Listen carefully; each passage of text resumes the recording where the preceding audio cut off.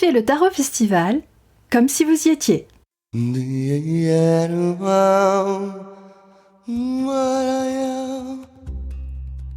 Bonjour, je suis Christine Dejoigny d'Eva Productions et la voix des coulisses du Tarot Festival. S'il y a bien un lieu de rencontre pour les amoureux du tarot psychologique, c'est ici, au Tarot Festival pour sa 3e édition. On peut mettre des visages sur des mains, participer à un atelier de pratique, assister à une conférence ou encore se faire tirer les cartes. Rencontre avec Marc Meurice. Bonjour Marc Meurice, tu es ingénieur tarologue. Quelle est la particularité de ta pratique à toi ?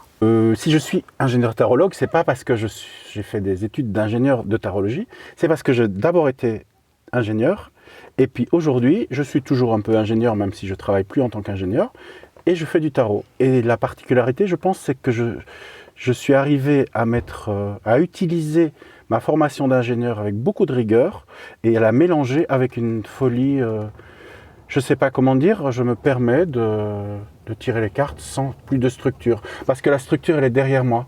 Et donc, je sais que si je suis hors cadre, je suis toujours dans un cadre. C'est comme si mon mental tournait en arrière-plan. Alors, tu as animé une conférence sur les synchronicités. Oui. Est-ce que tu peux nous en dire un peu plus en quelques phrases ? Les synchronicités, donc c'est un terme qui a été inventé par Jung dans les années 20. Et il a mis 30 ans avant d'en parler parce qu'il avait peur, parce que ce n'était pas très scientifique.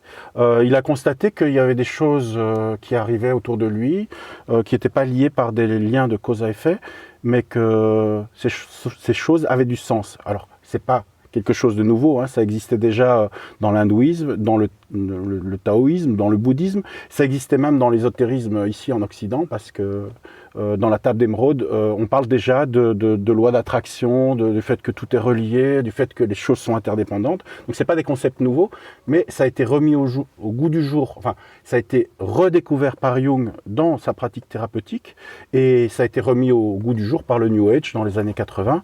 Et donc aujourd'hui, je pense que tout le monde sait ce que c'est le concept de synchronicité. C'est du hasard qui est signifiant. Et en fait, pour moi, le tarot, ça répond exactement à ça. Le tarot, vous tirez des cartes au hasard et ça a la signification. Donc pour moi, le tarot fonctionne comme un capteur ou un amplificateur de synchronicité. Qu'est-ce qui te fait revenir au Tarot Festival ? En fait, l'année passée, je suis venu en tant que visiteur.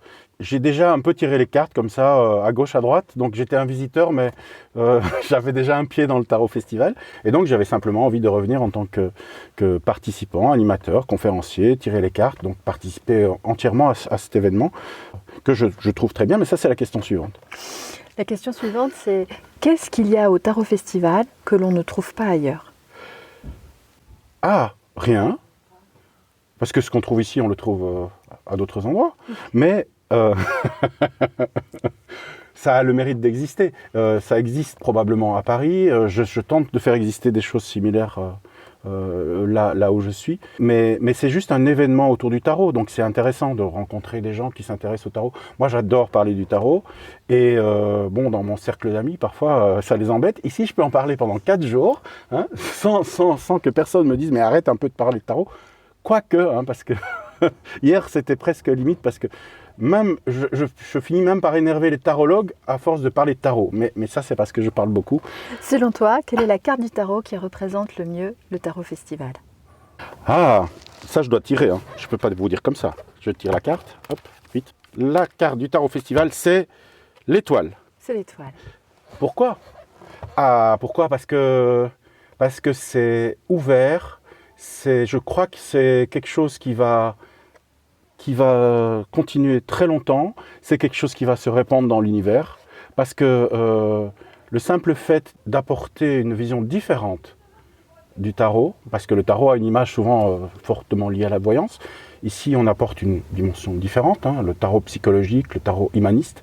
Je pense que ça, c'est un mouvement qui est en train de changer, c'est-à-dire que les gens se réapproprient le tarot et ont de moins en moins peur d'aller voir des tarologues, et ils ne vont plus voir des tarologues pour aller voir un voyant, ils vont voir des tarologues pour se poser des questions sur eux, les gens vont voir des tarologues pour apprendre à mieux se connaître, et ça, je crois que c'est nouveau.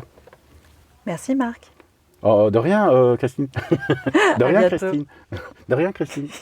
Tu prendras la bonne. Hein. De rien, Christine. Vibrez la passion du tarot avec le podcast du Tarot Festival.